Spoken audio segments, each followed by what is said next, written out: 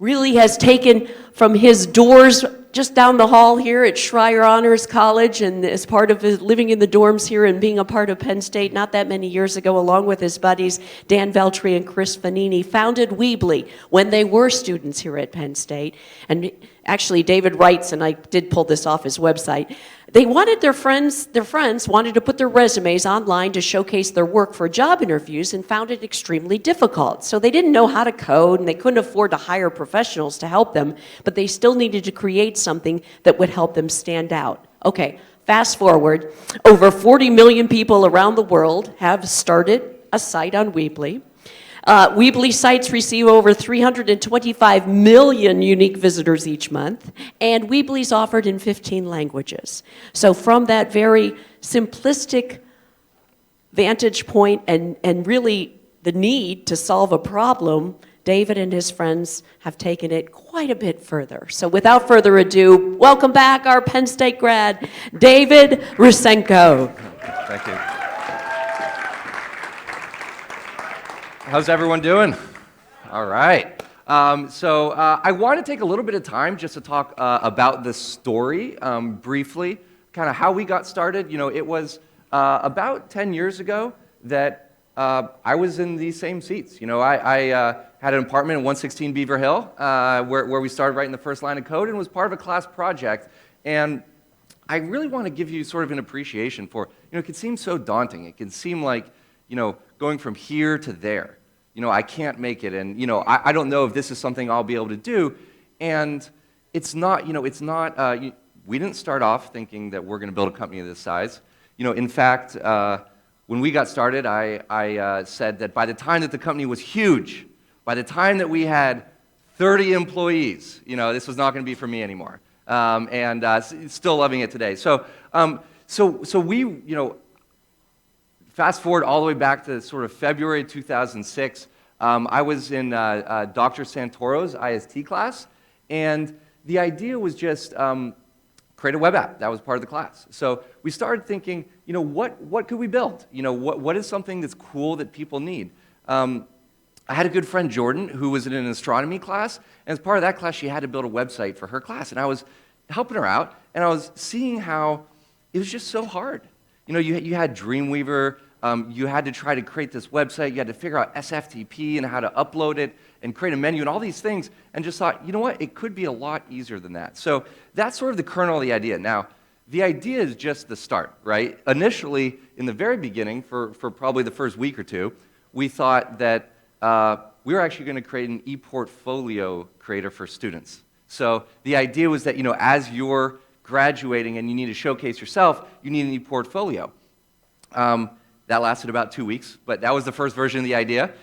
Soon we went on to websites, and what we did was we just started working on it. So we got started, wrote that first line of code. As part of the class, really worked on that class project, and it was obvious pretty soon there was something cool here. You know, I was sort of showing it to people and saying, hey, look at what this is, this sort of drag and drop. You know, anyone can make a website, and people were getting pretty excited by it. But it certainly didn't happen overnight. It was about 6 months that I'd been working on it. Worked first in the class, and then that summer, the three of us, Dan, Chris, and I all had internships in New York City. So I was working at Merrill Lynch. Dan was working at GE Capital up in Connecticut. Chris was actually working at MTV in Manhattan as well. And we would just work all the time. So we would work during the day, and then I remember I'd come home to where I was staying on 200 Water Street, and I'd stop by Burger King, and I'd get 2 burgers, and then I'd just go home and work all night until I had to go to sleep and wake up for work again in the morning. You know, 6 months we were working on it and hadn't even launched a product yet. You know, it was, you know, we were making progress. You know, we were sort of writing code and, you know, starting to see the product come together, but we didn't have a product 6 months in. 9 months in, we launched the first version of the product, and I'll tell you, it wasn't very good. That first version is so far away from where we are today. We launched the first version. Some people kind of started noticing a little bit. TechCrunch wrote about it, but people weren't sticking around. You know, people would use it. It was kind of cool, and then they'd leave. We interviewed for and got accepted to Y Combinator, decided to skip out on our last semester here at Penn State and move out to San Francisco. So I packed all of our shit in my car and drove out west. Made the whole drive. I got stuck in Wyoming for 3 days in a blizzard. Turns out that driving 80 in January is not the right route. I wouldn't recommend it. But finally got to sunny San Francisco, got over those big hills to Crystal Tower, which was sort of this apartment in North Beach. We had a living room. We got rid of the living room. We put 3 desks, pushed them all together, and just started working. We worked pretty much every waking hour. So we'd work till we were tired, and then we would sleep till we weren't, and then we'd work till we were tired, and then we'd sleep till we woke up. And at that time, we sort of started trending towards natural night shift hours, basically. We would usually bedtime was around 8 or 9 a.m. And I think in large part because at night no one's awake, so no one can bug you, so you can be really focused and productive. And I started dating. Now my wife, Brooke, but started dating her that summer in 2007, and she was going to law school, so she'd get up at about 7 in the morning. I'd go to bed about 9, so we had a couple hours in the morning of overlap.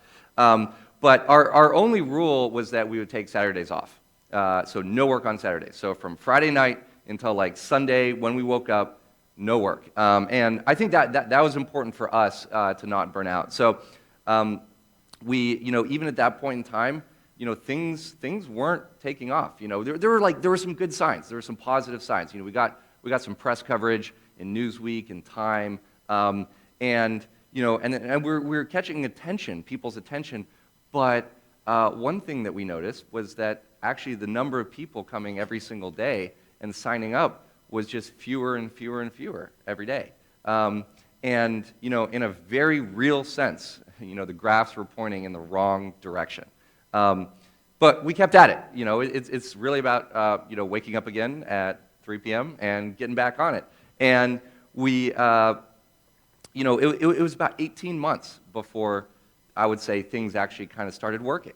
So think about that. As you're thinking about starting or pursuing something meaningful, it takes a long time. You see a lot of people who have an idea, maybe even get accepted to Y Combinator, and then 3 or 6 months later, they're oh, it's not working. Well, of course it's not working because you haven't been working on it long enough. It takes a lot of time. So sort of, I want to leave lots of time for questions, but I'll sort of fast forward. Where we are today. Over 300 employees, 325 million people every single month visit a store or a site made on Weebly. That's something I'm really proud of because that really represents someone who built their own business and success to their site or store. That's a global number. Just in the U.S., that represents about half of the U.S. population that visits one of those entrepreneurs' sites or stores built on Weebly every month. The one thing that I really want to sort of, if there's one takeaway here, it's that, this is a path that you can do. It seems so insurmountable. It seems, there's lots of big, sort of like there's question marks everywhere. But you can actually do it. This is a path that isn't as hard as it seems. I mean, it seems like almost impossible. I can tell you, it's not. I wasn't some special student. I mean, I was just a Penn Stater. We were just living in Beaver Hill, right? And we just got up and we just kept working on it. I think, a lot of people, oftentimes think, I don't have the experience. How can I work on it? Maybe I need to get experience first, right? And I think that's bullshit. You just honestly, you'll never be ready. Like if you're not ready now, you'll never be ready. You just need to get in there and get started and do something. A lot of people, think this is really hard, right? And you know what? It is. It's really, really hard. It's harder than I could ever have imagined hard possibly being. But in a very real sense, like, don't you want to see if you can cut it, right? Like, don't you want to take on that challenge? It might be the hardest thing that you'll ever done, but I could also tell you it's the funnest thing that you'll ever do. Just getting out there and you'll work longer hours, but you're not going to work longer hours because someone's telling you to work longer hours. You're going to work longer hours because you want to, because that's how engaging and fulfilling and fun it is. Having that direct connection, seeing what you're able to build and how that impacts people, that direct connection is it's like a drug. It's addicting. It's the funnest thing you can ever do. And I think when you think about, it's intimidating, right? Like getting started. Everyone, okay, who here has thought about an idea for an app or a company or something that they want to build? By show of hands, who has an idea? Okay, that is 100% of people in this room have had an idea. I'm sure everyone you've talked to, people have talked to you about their idea for an app. People have talked to you about all these things that they want to build, but very few people get off the couch and do it. There's really two things that you need to do, and this sounds really, really stupid, but there's only two things that you need to do, and the large 95% of people will not do these two things. If you've heard me talk before, this might sound familiar because this is still the same message. It's still the same two things. One, just get started. Get up off the couch, right? Just you're thinking about the idea. You want to perfect the idea. Well, I'm going to tell you what. The idea that you launch with is not going to be the idea that's successful. The idea that we launched, version 1, the very first thing we put out, is nothing like what exists today. In fact, it's not going to be version 2, it's not going to be version 3, it's probably going to be something between version 32 and 37 is going to be the one that finally takes off and starts getting some traction. So knowing that, lots of people sort of, they're intimidated, so they keep perfecting the idea. Maybe you need a logo, maybe you need business cards, you need to name the company. Like, you don't need any of that. What you need to do is just get started on what it is. I mean, business to me is really simple. All it is you find someone who has a problem and you fix that problem for them. You find a way that their life sucks a little bit, and you make it suck less, right? And that's all business is. It's not financials. It's not being incorporated. It's not having a fancy law firm. It's making people's life better, and you do that, and they give you a little bit of money. And the number 2 rule of business, it's also very simple. It's just make more money than you spend. People overcomplicate it, but that's pretty much what it comes down to. So just get started. You're never going to be ready. Just get out there, figure out what it is that you're doing for people, what it is that you're building that people want, and just get started. And then the second is really simple. If you get started on something, that's 90% of people who haven't done that, right? So you're already in the top 10% just by getting started. The second thing is just wake up every day and keep doing it. We heard a lot from the panel here and from a lot of the speakers about how you just have to keep going at it, and that's going to separate you from the next 90%. You wake up in the morning and there's distractions in life, right? Well, I could tell you, we had time to build Weebly and go to all of our classes and get a somewhat reasonable GPA, and still had a lot of fun here at Penn State too. There is time in your day for all of that, but you have to be persistent. You have to keep at it. You have to wake up every morning and just keep going. And some mornings you're not going to feel like it, right? And some mornings it's going to be really fun, and some are not. But the most important thing is just to keep doing it, keep at it, and that puts you ahead of the second 90% of people. That'll put you in the top 1%. So I really think, there's a lot of things you're going to have to figure out. You're going to have to figure out how to hire people. You're going to have to figure out how to build an amazing product. At some point, have to figure out how to incorporate or get an office or all these things. Those things, honestly, you can figure them out. You just, think about it now. You're like, okay, I need to get an office.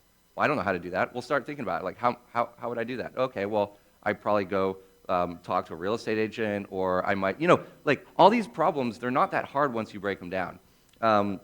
So the most important thing, again, is just get started and don't stop and just keep being persistent. So with that note, I really want to leave most of the time for questions.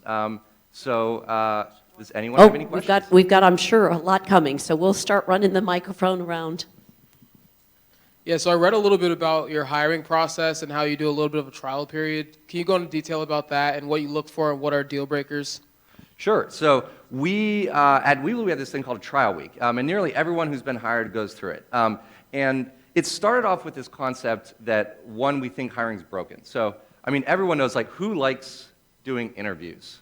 I don't like doing interviews. The person, no one likes doing interviews. But somehow there's this broken system where everyone has to go and interview, and how am I really supposed to know, how are we really supposed to learn about what it's like working together in an interview? Well, first of all, it's this weird high-pressure situation. You need a code on a whiteboard. Who does that, right? No one actually does that in real life.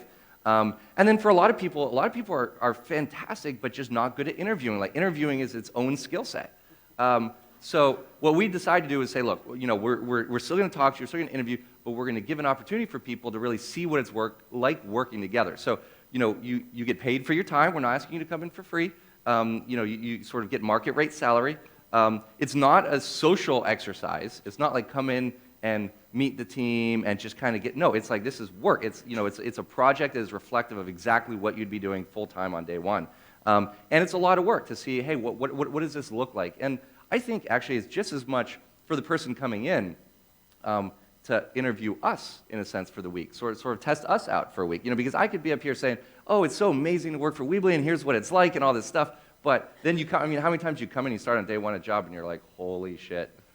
Like, it's going to be a whole 6 months before I could quit, right? Like, and it turns out it was, not sold properly. So, we tell everyone, we understand that circumstances change, but we're looking for people who want to be there for 3 or 4 years. And if you're going to do that, then that's a commitment, right? And like you'd want to see and make sure that the place you're joining is the right place. So I think, for us, it's the greatest thing. We look for people who are really productive. We look for people who do fantastic work. A lot of times that means, you might be straight out of school, but we might put you in a mid-level position because we could see your work, right?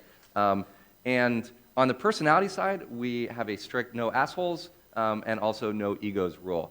So we look for people who very, very smart, talented, accomplished, but they don't walk around thinking that they're all that, right? They come from a very low ego place. So I think the trial week for us has been super, super successful in helping to build the right team. Cool. Great. Other question? This side? Other side? Okay. Got one to you here.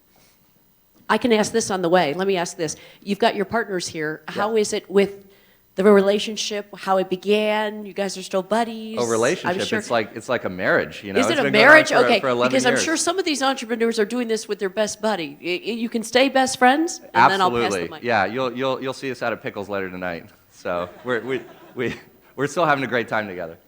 I was just wondering how you're able to transition successfully from running a startup to a full-fledged company and what that's been like for you. Yeah, that's a fantastic question. How do you transition from running a startup to running a full-fledged company? The answer is you learn along the way. It's very difficult, very painful at times. Different stages of a company are completely different. I like to think that, in a very real sense, my job changes every single year.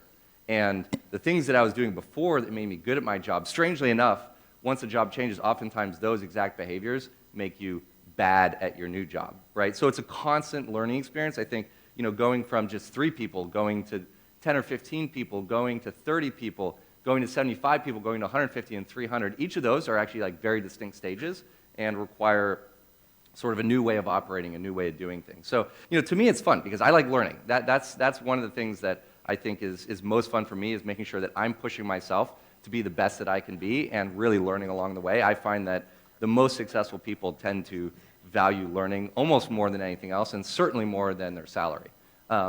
And so, I think you just got to be self-aware, and it's sort of a constant learning process every day to say, okay, how do I get better? How do I sort of start mastering this new job? And as soon as you master the new job, then turns out it changes, and you're on to the next one. All right, I'll get back more questions. A question while I'm finding the next person. We're in a system of higher ed right here.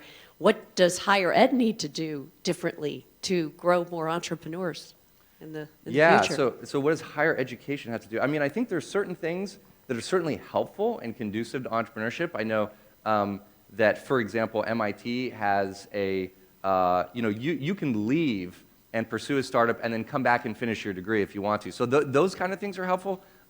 I think just this kind of event, too, is really helpful, like what President Barron's done with really pushing entrepreneurship. This doesn't say it's a path for everyone. Like we talked about, it's hard. It's risky. Although the thing about risky is it's not actually risky. At this point in your life is the best time to do something quote-unquote risky. I like to say that think about the worst. Like, what's the worst thing that can happen if things don't go well?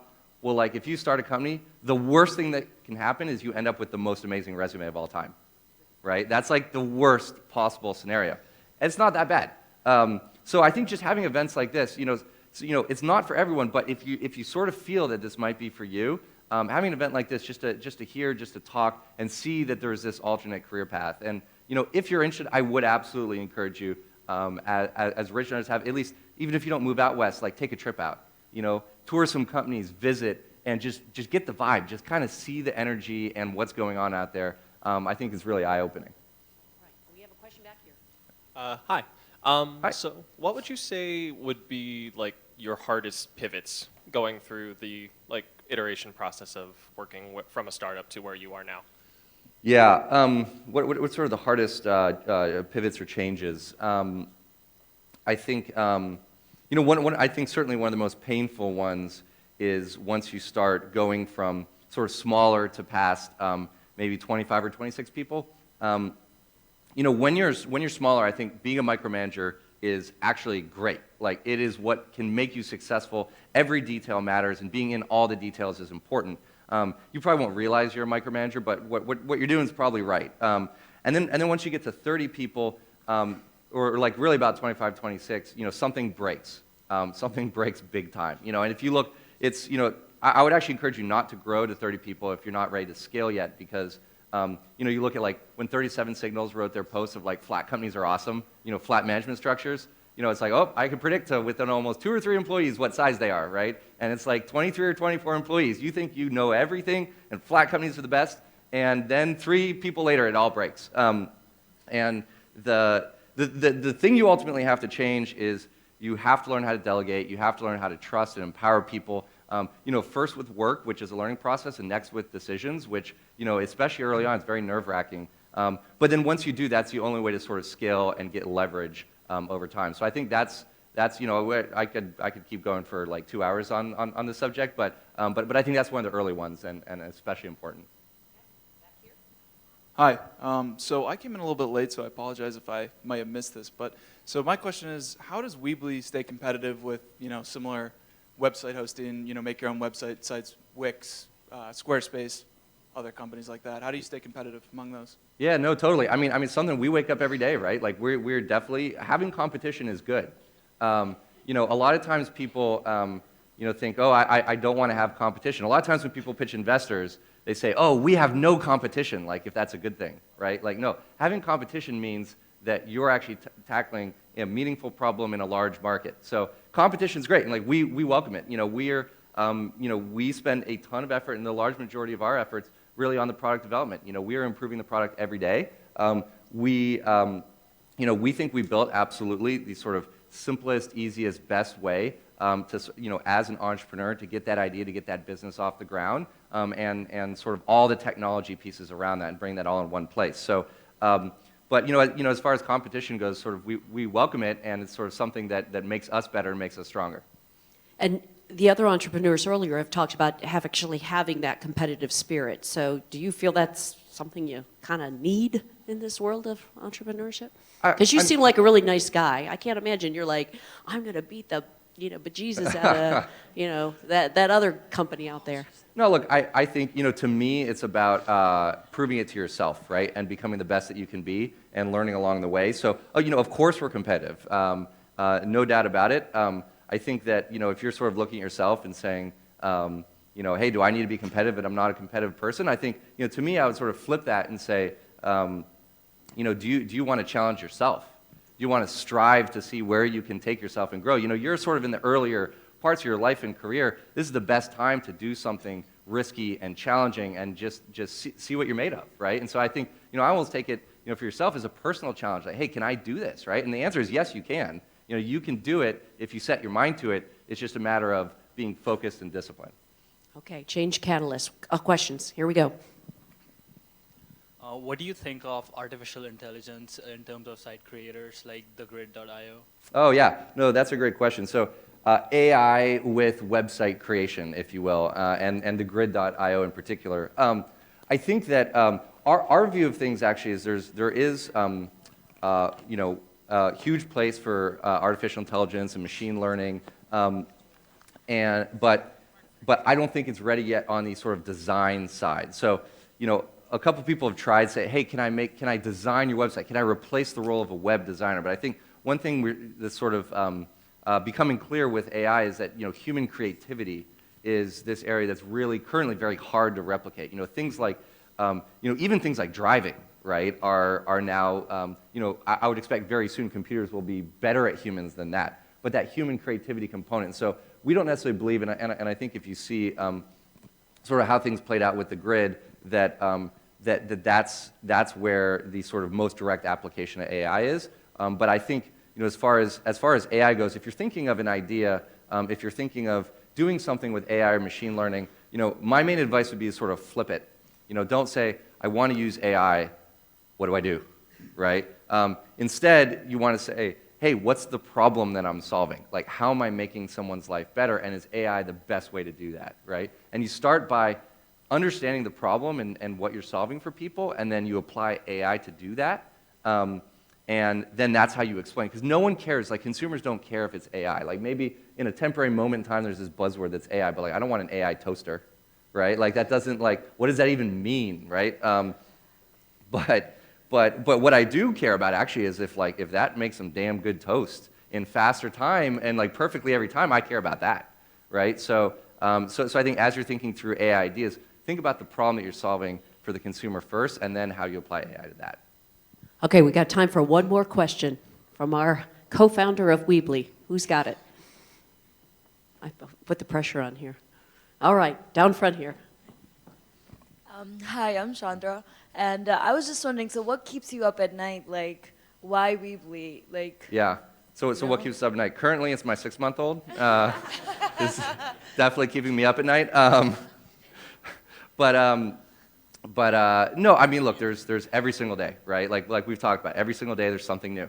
There's always something new. It's like, but I think that the important thing is just you keep at it, and every day brings a new challenge and sort of something new to learn, and it's exciting. So that question has sort of changed over time, but I think there'll always be something keeping you up at night. But you sort of focus, you're able to sort of get to the next level, and then on to something new. So it's always new excitement.